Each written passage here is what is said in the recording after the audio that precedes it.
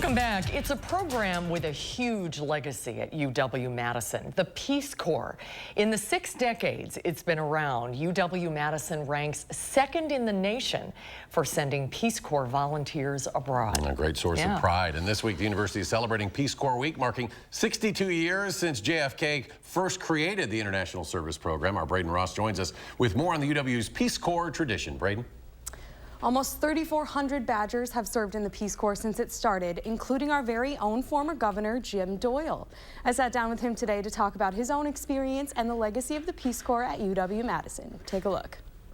There can be no greater service to our country and no source of pride more real than to be a member of the Peace Corps of the United States. The year is 1961, and a teenage Jim Doyle has already made up his mind. It was about the excitement and the adventure and serving your country and sort of all the right things that I really wanted to do. Fresh after graduating from the University of Wisconsin-Madison in 1967, he and his wife Jessica set out as Peace Corps volunteers.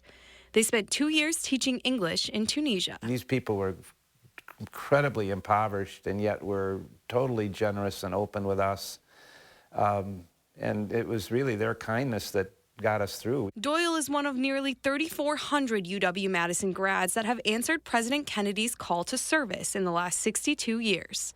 In fact, UW-Madison has a long legacy with the Peace Corps. The last year that the rankings were done was 2020. For that year, we were ranked #1 for the 4th year running on an annual total.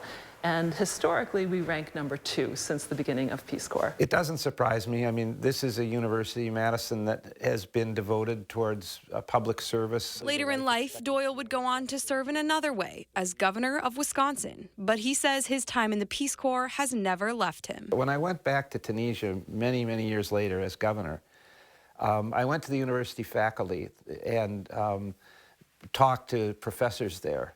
I'd say 10 of those professors came up to me and said, I had a Peace Corps teacher, Mr. Jones or Mr. So-and-so, and I'll always remember that. And that's what the Peace Corps is all about.